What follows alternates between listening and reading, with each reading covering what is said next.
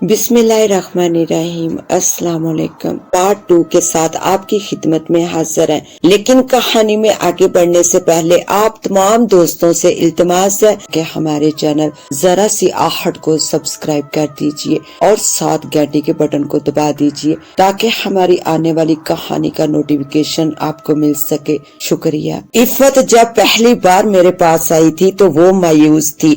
अब जबकि वो तीसरी मर्तबा आई तो बहुत हद तक हौसला मंद हो गई थी।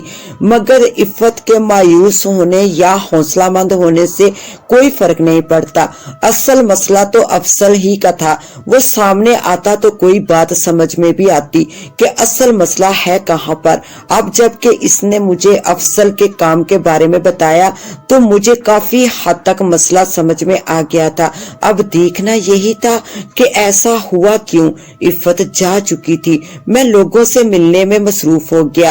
वो जुमे रात का दिन था। आम तौर पर इस दिन साइल कुछ ज्यादा ही आते थे। जोहर के बाद ही हुजरे के बाहर काफी रश हो जाता था। हर मुलाकात करने वाले को जब वक्त मैसर होता वो मिलता रहता, यहाँ तक कि मगरिब हो जाती। उस दिन भी काफी लोग आए हुए थे। मैं असर अदा करके दोबारा हुजरे में आया तो इफ़त के साथ एक अधेड़ उम्र का सेहतमंद शख्स बैठा हुआ था। इसकी हल्की हल्की बेतरतीब दाढ़ी मूछें थी। इसने कुर्ता शलवार पहनी हुई थी। गले में सफेद रंग का परना डाला हुआ था। इसके चेहरे पर किसी किस्म के कोई जज्बात नहीं थे। हाँ, मगर इसकी आंखों में एक गहरी उदासी थी। वो मेरी तरफ यूं देख रहा था जैसे कोई बच्चा किसी पसंदीदा शय की तरफ देखता है। मैं जब तकिए से टेक लगाकर बैठ गया तो इफ़त ने हौले से सलाम किया और फिर बोली, बाबा जी ये अफसल है मेरे शोहर। अच्छा हुआ आ गया, मैंने कहा और अपनी आंखें बंद कर ली। मैं इसका हवाल देखना चाह रहा था। मेरे आंखें बंद करते ही वही मंजर मेरे सामने नमूदार हुआ जो मैं पहले ही 2 बार देख चुका था। इस मंजर से हटकर कोई नया इशारा मुझे नहीं मिला। मैंने आंखें खोली और अफसल की तरफ देखकर बड़े प्यार से पूछा, कैसी तबीयत है तुम्हारी बेटा? जी चंद दिन से मेरा दिल चाहता है कि मैं बाहर निकलूं, लोगों से मिलूं, कोई अच्छा खाना खाऊं। इसने किसी तासर के बगैर बताया। पहले क्या महसूस करते थे? मैंने पूछा। कुछ भी नहीं, बस दिल चाहता था कि जल्दी मर जाऊं। इसने ये लफ्ज कहे तो भी इसमें कोई तासर नहीं था। ठीक है, लेकिन क्या तुम ये नहीं समझते कि अगर तुम मर गए तो फिर बाद में इफ़त का, नदीम का क्या हाल होगा? मैंने कदरे सख्त लहजे में कहा तो वो चंद लम्हे सोचकर बोला, पता नहीं क्या होगा, मेरा ख्याल है रह लेंगे मेरे बगैर, जैसे पहले 5 बरस रहे हैं। 5 बरस? मैंने पूछा। जी बाबा जी, मैं एक बंदे के कत्ल के जुर्म में 5 बरस अंदर रहा हूँ। मुझे जेल हो गई थी, बस फांसी नहीं हुई। पता नहीं क्यों नहीं हुई फांसी। हो जाती तो मैं आज आपके सामने ना होता। वो यूं कह रहा था जैसे कोई आम सी बात हो। लहजा किसी भी जज्बे से आ रही था। क्यों कत्ल किया था तुमने? मैंने पूछा। बस बाबा जी, हो गया कत्ल मेरे हाथों। मैं नहीं करना चाहता था लेकिन वो हो गया, मैंने कर दिया। इसने यूं कहा जैसे इसे रंज हो। मैं इसका जायजा ले चुका था। इस पर ना तो कोई जादू टूना था, ना कोई सफली अमल और ना किसी साय वगैरह की बात थी। ऐसा इसके साथ बिल्कुल भी नहीं हुआ था। वो किसी नफ्सियाती उलझन का शिकार था। इसलिए मैंने इफ़त से कहा, बेटी तुमने इसे किसी नफ्सियाती डॉक्टर को दिखाया? इससे पहले कि वो जवाब देती अफसल ने इंतहाई गुस्से में मुझे देखा और फिर इफ़त को घूरने लगा। वो एकदम से खौफजदा हो गई। मैं इन दोनों की कैफियत समझ रहा था, इसलिए अफसल से कहा, तुम कुछ खाओगे?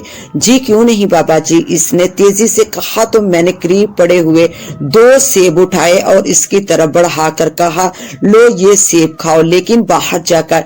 जी ठीक है बाबा जी, इसने सेब पकड़ते हुए बच्चों की मांद कहा और फौरन ही उठकर बाहर चला गया। इफ़त इंतहाई अफसुर्दा हो गई थी। जैसे ही वो बाहर गया तो वो बोली, बाबा जी इसका आम डॉक्टर से इलाज करते रहे हैं, मेरा इस तरफ ज़हन ही नहीं गया, लेकिन बाद में एक नफ्सियाती डॉक्टर के पास जाने का मशवरा मिला तो मैं इसे वहां ले गई। दरअसल वहां जाकर ही इसकी हालत मजीद खराब होना शुरू हुई। वो क्यों, मैंने पूछा। इसमें इन डॉक्टर साहब का कोई कसूर नहीं था। जब उन्होंने अफसल का इलाज शुरू किया तो इस दौरान बातों में जेल, कत्ल और ऐसी ही बातें सामने आई। तब ये एकदम आपे से बाहर हो गए, यहाँ तक कि डॉक्टर पर हमला भी कर दिया।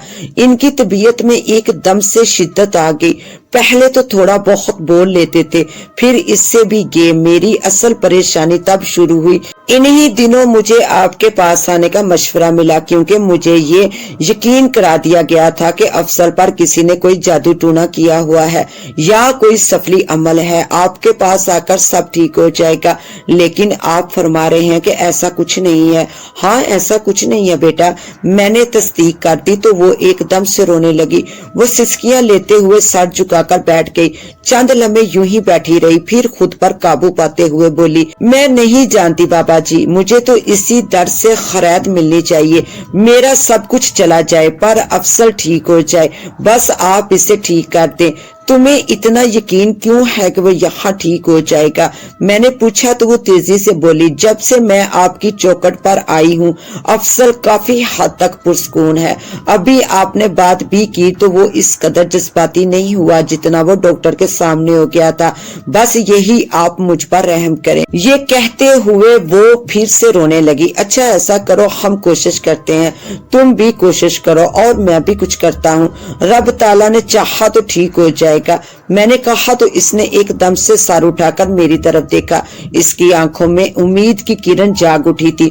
मैं भी इसे मायूस नहीं करना चाहता था। मैं हर तरह की कोशिश करने को तैयार हूँ बाबा जी, इसने एक अज़म से कहा तो मैं इसे समझाते हुए बोला, देखो बेटी, जो मैंने तुम्हें जिक्र दिया है वो इसी तरह पढ़ती रहो, लेकिन इसके साथ तुम्हें एक काम मजीद करना होगा। वो है अफसल को लेकर रोजाना यहाँ आना, वो भी सूरज निकलने के साथ ही। ये कोई इतना मुश्किल नहीं है, मैं करूंगी, इसने इत्मीनान भरे लहजे में कहा। अब तुम ऐसा करो, घर जाओ, ये यकीन रखो कि अफसल ठीक हो जाएगा। जी बिल्कुल, इसने सर हिलाते हुए कहा और उठ गई। अगले दिन का सूरज पूरी आबोताब से रोशनी फैला रहा था। मैं मज़ार शरीफ से होकर हुजरे में जाने की बजाय बाहर दरगाह के सहन में ही बैठ गया। निका साई ने एक छोटी सफ मुझे वहीं डाल दी थी। अगरचा धूप चमकीली थी लेकिन इतनी ज्यादा गर्म नहीं थी। मुझे अफसल का इंतजार था। रात के पिछले पहर इसके लिए दुआ करते वक्त जब तवज्जो इसकी तरफ गई तो एक ख्याल मेरे ज़हन में जम गया। ज़ाहिर है जिनका कत्ल हुआ था वो तो सुकून से नहीं बैठे होंगे। अगरचा अफसल पर कोई भी सफली अमल नहीं था, ताहम किसी न किसी की नफरत तो जरूर इसका पीछा कर रही है। फर्ज किया हम ये मान लेते हैं कि अफसल ने जिस बंदे का कत्ल किया वही जालिम था। अफसल से कत्ल हो गया, वो नहीं करना चाहता था, लेकिन मकतूल का कोई न कोई तो मुतासर हुआ होगा। ऐन मुमकिन है इसकी आहें और बददुआओं ने अफसल को इस हाल तक पहुंचाया हो। वो कत्ल किन हालात में हुआ, कैसे हुआ और किनका हुआ, ये जानना बहरहाल जरूरी था। जैसे ही मुझे ख्याल आया मैंने अपने रब के हुजूर यही दुआ की कि अगर कोई ऐसा मामला है तो वो मुझ पर जाहिर हो जाए। इंसान रूह और मादे का एक शाहकार है। जिस तरह रूह के लिए रूहानी इल्म है, इसी तरह मादी जिस्म के लिए भी मुख्तलिफ इल्म है।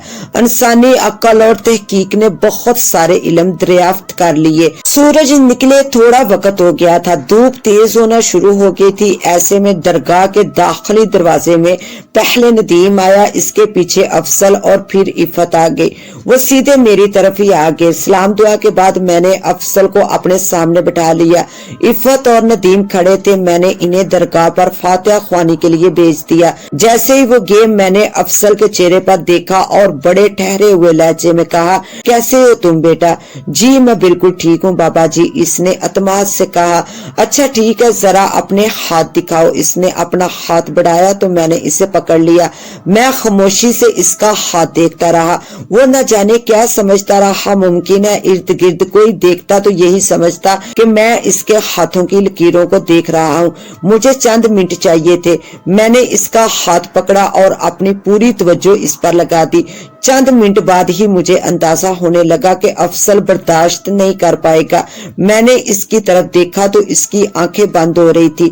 इसकी हालत यूं थी कि जैसे अभी सो जाएगा।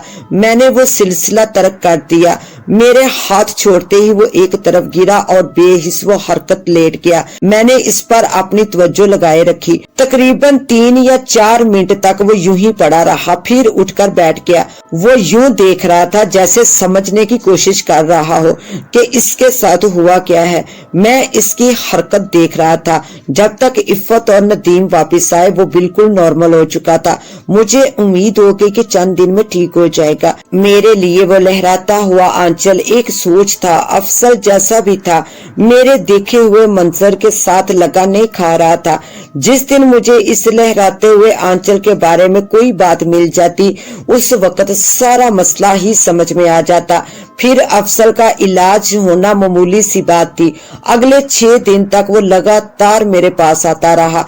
पहले दिन इफ़्फ़त लेकर आई थी, तीसरे दिन नदीम आया और चौथे दिन अफसल अकेला ही मेरे पास आ गया। फिर वो अकेला ही आने लगा। ये सिलसिला काफी दिन तक चला। हर आने वाले दिन के साथ इसकी हालत बेहतर होती चली गई। इसका अंदाजा मुझे इसकी बातों से होने लगा, इसके पहनावे में दिखाई देने लगा। मैं यही चाहता था कि वो माकूल हालत में आए तो मैं इससे कुछ मालूमात ले सकूं। सो मैं मुख्तलिफ औकात में इससे मालूमात लेता रहा। इतने दिनों में जो कुछ इसने अपने बारे में बताया, इसकी जुबानी वो कुछ यूं था। ये बहुत पुरानी बात है बाबा जी। मैं इन दिनों नया नया कॉलेज गया था। स्कूल के बाद एक आजादी मिली थी। कॉलेज देर से जाना या जल्दी आ जाना कोई मसला नहीं था। वैसे भी जवानी का जोश था। इन्हीं दिनों मुझे मोहल्ले की एक लड़की परवीन बहुत अच्छी लगने लगी थी। मेरे दिल में आता कि अगर ये लड़की हाँ कर दे, मुझे पसंद कर ले तो मैं इससे शादी कर लूं। इसके बारे में मुझे कभी कोई मनफी ख्याल नहीं आया था। मैं इसे दिल से पसंद करता था। इसे देखने के लिए रोजाना गली की नुक्कड़ पर मौजूद थड़े पर बैठ जाता। वो अपनी तीनों सहेलियों के साथ स्कूल जाने के लिए वहां से गुजर जाती। इसी तरह छुट्टी के वक्त मैं इसे देखता। ये सिलसिला कोई 2-3 महीने ऐसे ही चलता रहा। मुझे यकीन था कि वो सब लड़कियां मेरी इस दीवानगी के बारे में जानती हैं। इसका मुझे एहसास था। मुझे ये भी पता था कि मैं परवीन तक नहीं पहुंच पाऊंगा। वो एक अमीरजादी थी। इनके घर वालों में कई लोग बाहर गए हुए थे। दौलत की रेल फेल थी और मैं एक गरीब क्लर्क का बेटा जिसकी बड़ी महदूद आमदनी थी। मुझे ये बड़ा गम था कि मैं बहुत गरीब हूँ। खैर मैं भी उल्टे सीधे ख्वाब देखता रहा। कुछ फिल्मों का असर था कि जैसे कोई अमीर लड़की किसी गरीब लड़के पर आशिक हो जाती है और लड़की अपने घर वालों से बगावत करके शादी कर लेती है। ऐसा ही मेरे साथ हो गया। कभी सोचता कि वो मेरी खातर अपना घर छोड़ देगी, अपने घर से दौलत और जेवर ले आएगी। मैं इससे मना करूंगा कि घर से नहीं भागना, मुझे दौलत की जरूरत नहीं। कभी सोचता कि किसी दिन वो मुझसे बात करेगी, किसी रेस्टोरेंट या होटल में मुझे मिलेगी। अब सोचने पर तो कोई पाबंदी नहीं है, जैसे कोई मर्जी सोचता चला जाए। फिर एक दिन गजब हो गया। वो चारों मेरे पास आकर रुक गई। मैं एकदम से खौफ सता हो गया। मुझे खौफ ये नहीं था कि वो क्यों आकर रुक गई, मुझे डर ये था कि वो मुझे यहाँ बैठने से रोक ना दे, मेरी बेइज्जती ना कर दे। ऐसे बैठना एक गलत बात तो थी ही। वो चारों मेरे करीब आकर खड़ी हो गई। तभी इनमें से एक ने कहा, अफजल क्या तुम चाहते हो कि हमारा घर से निकलना बंद हो जाए? मेरे अंदर एकदम से खुशी की लहर दौड़ गई कि इन्हें मेरे नाम का पता है। लेकिन अगले ही लम्हे जब मैंने इनके सवाल पर गौर किया तो मेरी सारी खुशी रफू चक्कर हो गई। इसलिए मैंने पूछा, मैं समझा नहीं, तुम क्या कहना चाहती हो? देखो हमारे पास बहस के लिए ज्यादा वक्त नहीं है। अगर किसी ने यहाँ देख लिया तो शामत आ जाएगी। जल्दी बोलो। इसने कहा, नहीं मैं तो नहीं चाहता। मैंने हिम्मत करके साफ कह दिया, लेकिन हमारा निकलना बंद हो जाएगा अगर गली में लड़के हमें छेड़ते रहे तो। हमारे घर वालों को जैसे ही पता चला वो हमारा निकलना बंद कर देंगे। इसी लड़की ने ऊंची आवाज से कहा तो मेरा खून खौल उठा। मैं उस वक्त जहन का जज्बाती लड़का था। दूसरा ये वहम कि मैं ताकतवर हूँ, मेरे सामने कोई नहीं ठहरता। इन लड़कों की हिम्मत कैसे हुई कि मेरी गली की लड़कियों को छेड़े। मेरी सोच इससे आगे गई ही नहीं। इस पर जल्दी का काम प्रवीण ने ये कहकर कर दिया, अगर तुम मुझे थोड़ा बहुत भी कुछ समझते हो तो इन्हें रास्ते से हटा दो, हट जाएंगे। मैंने जज्बात से कहा तो वो आगे बढ़ गई। मैं भी उसी वक्त उठा और थोड़ा फासला रखकर इनके पीछे पीछे जाने लगा। दूसरी गली की नुक्कड़ पर बिल्कुल वैसे ही दो लड़के खड़े हुए थे जैसे मैं खड़ा होता था। उस वक्त अक्ल से काम लेना चाहिए था, लेकिन मेरे दिमाग पर प्रवीण की मोहब्बत का भूत सवार था। जैसे ही वो चारों इनके करीब से गुजरी तो एक लड़के ने हल्की सी सीटी बजाई, दूसरे ने कोई फिक्रा कसा जिसकी मुझे समझ नहीं आई। वो चारों तो आगे बढ़ गई। मैं इन लड़कों के पास गया और बड़े गुस्से में बोला, क्या कहा इसको? उन्होंने बड़ी हकारत से मुझे देखा और इनमें से एक ने कहा, जो मर्जी कहा हो, ये क्या तेरी बहन लगती है? अगर तेरी बहन लगती है तो सुन लो, ये बड़ी खूबसूरत है। इसने बस इतना ही कहा था कि मैं जैसे पागल हो गया। मुझे कुछ नहीं सूझा कि वो दो हैं और मैं अकेला। मैंने बिना सोचे समझे सामने वाले के मुंह पर घूंसा मारा जो इसकी नाक पर लगा और खून बह निकला। तब तक दूसरा मुझ पर झपट चुका था। बस फिर वो दो थे और मैं अकेला। मैंने अगर एक मारी तो उन्होंने मुझे दो मारी। अगरचा ये लड़ाई कोई 2-4 मिनट ही रही होगी। लोगों ने आकर हमें छुड़ा भी दिया, लेकिन उस वक्त तक मेरा सर फट चुका था और खून बह रहा था। जिसने फिक्रा कसा था उसका सर भी फटा था। दूसरा लड़का वहां से भागने में कामयाब हो गया था। हम हॉस्पिटल जा पहुंचे। वहीं पर हमारे घर वाले भी आ गए। जब इन्हें झगड़े की वजह का पता चला तो उन्होंने मामला वहीं का वहीं रहने दिया। पुलिस थाने के चक्कर में नहीं पड़े। मुझे एक दिन और अस्पताल में रहना पड़ा। मैं उस वक्त इतना बेवकूफ था कि बजाय लड़ाई की नजाकत का ये सोचता रहा कि काश प्रवीण मेरी इयादत के लिए आ जाए। ख्यालों ही ख्यालों में वो भी आ गई। मैं सोचता रहा कि वो क्या कहेगी और मैं क्या कहूँगा, लेकिन ऐसा कुछ नहीं हुआ। बस जाहिर बात वही खत्म हो गई थी, लेकिन हमारी लड़ाई हर तरफ मशहूर हो गई। जिस वजह से हुई थी वो बात भी फैलने लगी। प्रवीण का घर से निकलना बंद हो गया। मुझे मजीद दुख और गुस्सा आने लगा। मैंने इन लड़कों को अपना दुश्मन समझ लिया। यहीं से मेरी एक नई जिंदगी का आगाज हुआ। मेरा कॉलेज में एक ग्रुप बन गया। मैं हर वक्त इस ताक में रहता कि जिनकी वजह से प्रवीण का दीदार नहीं कर पा रहा वही मेरे सबसे बड़े दुश्मन है। फिर लड़ाइयों का, झगड़ों का, मार कुटाई का एक सिलसिला शुरू हो गया। जाहिर है जिनकी मैं मदद लेता था इन्हें भी मदद देना पड़ती थी। फिर इन दिनों एक खुमार था जो बढ़ता ही चला जा रहा था। वक्त गुजरता चला गया और न जाने कितने बरस बीत गए।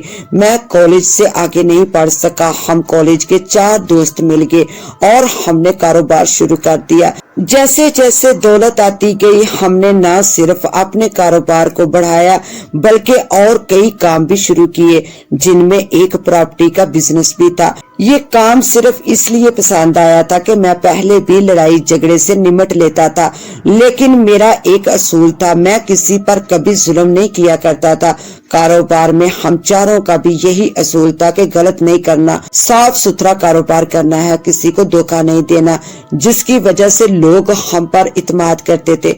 वक्त गुजरने के साथ साथ अच्छा घर, गाड़ी, दौलत और एक अच्छी बीवी मिल गई और जिंदगी बड़े सुकून से गुजरने लगी।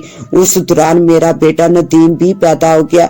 जिंदगी चलती रही, लेकिन मैं प्रवीण को कभी भी बोल ना पाया। दिल में एक कसक हमेशा से रही थी। मेरे वालिद साहब मुलाजमत से फारग हुए तो शहर के एक नए इलाके में घर बना लिया। वो मोहल्ला ही छोड़ दिया। मुझे पता चलता रहा कि प्रवीण की शादी शहर में हुई है। वो लड़का भी कारोबारी है। मेरी ख्वाहिश थी कि कभी तो प्रवीण मिले, कभी इससे आमना सामना हो, मगर मेरी ये ख्वाहिश कभी पूरी नहीं हुई। मैं ये समझ गया था कि मोहब्बत मुझे थी, इसे नहीं थी। मुझे अपनी मोहब्बत को अपने दिल में ही रखना था। अब इसका इजहार करना मोहब्बत की तौहीन थी। हमारा प्रॉपर्टी का बिजनेस काफी बढ़ने लगा था क्योंकि लोग मुझ पर इत्मीनान करते थे और मैं किसी को धोखा नहीं देता था, इसीलिए काम काफी फैलने लगा। زمین جائیداد میں کافی سارے مسائل اور معاملات رہتے تھے، وہ مل ملا کر حل ہوتے رہتے تھے۔ ایک دن ایک پلاٹ کا سودا ہو گیا۔ جس شخص کے ساتھ سودا ہوا تھا وہ کسی دوسرے شہر میں چھوٹا سرکاری ملازم تھا۔ شہری جائیداد میں اسے حصہ ملا تھا۔ وہ ایک معقول سا پلاٹ تھا جس میں کافی سے زیادہ فائدہ ہو سکتا تھا۔ میں نے معمول کے ریٹ سے کچھ زیادہ ہی میں سودا طے کر کے اسے ایڈوانس دے دیا۔ اگلے چند دنوں میں کاغذی کاروائی کے بعد اسے رقم دینا تھی۔ معمول کے مطابق میں کاغذی کاروائی میں مصروف تھا۔ ایڈوانس کے بعد وہ پلاٹ میں نے اپنے قبضے میں لے لیا اور وہاں پر اپنے لوگوں سے چار دیواری کروانا شروع کر دی۔ انہی دنوں مجھے پتا چلا کہ اس پلاٹ پر کام کرنے والے راج مستری اور مزدوروں کو شہر کے ایک بزنس مین کے لوگوں نے مار پیٹ کر وہاں سے بھگا دیا ہے۔ لازمی بات تھی کہ مجھے اس پر غصہ آیا۔ میں اسی وقت پلاٹ پر پہنچا۔ وہاں چودھری احسان کے لوگ اسلحہ سمیت موجود تھے۔ میں یہ بات اچھی طرح سے سمجھ گیا تھا کہ اب لڑائی کے بنا یہ مسئلہ حل ہونے والا نہیں، اس میں کوئی نہ کوئی نقصان ضرور ہوگا۔ اس لیے میرے دوستوں نے شہر کے چند لوگوں کو درمیان میں ڈال کر چودھری احسان سے بات کی۔ اس کا موقف یہی تھا کہ یہ پلاٹ میں خریدنا چاہتا ہوں، اس لیے میں نے اس پر قبضہ کر لیا ہے، چاہو تو رقم لے لو۔ مجھے اس کا دکھ تھا کہ انہوں نے بدماشی کی ہے۔ میں بھی ضد میں آ گیا کہ اب میں پلاٹ خود چھڑواؤں گا۔ پلاٹ میرے اور چودھری احسان کے درمیان انا کا مسئلہ بن گیا تھا۔ میں نے پلاٹ پر جا کر وہاں قبضہ کرنے والے لوگوں کو پہلے پیار سے سمجھایا کہ یہاں سے چلے جائیں، لیکن انہوں نے ہماری بات نہیں مانی۔ ان کا یہی موقف تھا کہ چودھری احسان ہمیں کہے گا تو ہم جائیں گے۔ میرے لوگ کیونکہ ان سے مار کھائے تھے اس لیے میرے روکنے کے باوجود ان پر چڑھ دوڑے۔ میں نے ان سب کو باندھ لیا اور چودھری احسان کو پیغام بھجوا دیا کہ آ کر اپنے بندے لے جائے۔ شام ہونے کے قریب تھی کہ وہ اپنے بندے لے کر پہنچ گیا۔ اس نے فائرنگ شروع کر دی۔ ہمارے لوگ بھی تیار بیٹھے تھے۔ چودھری احسان میرے سامنے آ گیا۔ اس نے مجھ پر فائر کیا۔ گولی میری رن میں لگی۔ اس سے پہلے کہ وہ دوسرا فائر کرتا میں نے اس پر فائر کر دیا۔ ہم دونوں ہی ہاسپٹل جا پہنچے۔ شہر میں خوف پھیل گیا تھا۔ قانونی اداروں کے ساتھ ہمارے اور اس کے لوگ بھی حرکت میں آ گئے۔ اس رات میں ہاسپٹل کے اس کمرے میں تھا جب ایک عورت ملنے آئی۔ جب اس نے اپنے چہرے سے نقاب ہٹایا تو وہ پروین تھی۔ وہ رو رہی تھی۔ میں اسے پہچان گیا تھا۔ مجھے پہچانا تم نے؟ پروین نے سسکیاں لیتے ہوئے کہا۔ ہاں، لیکن تم یہاں کیسے؟ میں نے پوچھا۔ چودھری احسان میرا شوہر ہے، اگر اس سے کچھ ہو گیا تو میں تمہیں کبھی معاف نہیں کروں گی، اس نے روتے ہوئے کہا۔ لیکن میں نے اپنی صفائی میں کچھ کہنا چاہا تو وہ بولی، میں جانتی ہوں تمہیں مجھ سے محبت تھی، لیکن اس کا مطلب یہ نہیں کہ تم میرے شوہر کو مار دو۔ پلاٹ کا تم نے بہانہ بنایا ہے۔ مجھے تو پتہ بھی نہیں تھا، میں نے انتہائی حیرت سے کہا۔ لیکن احسان کو پتا تھا، تم نے جان بوجھ کر ایسا کیا۔ اس کہانی کا بقیہ اور لاسٹ حصہ دیکھنے کے لیے پارٹ 3 کا وزٹ کریں۔ اس کے ساتھ اب مجھے دے اجازت، ملتے ہیں انشاءاللہ نیو کہانی میں۔ تب تک کے لیے اللہ نگہبان۔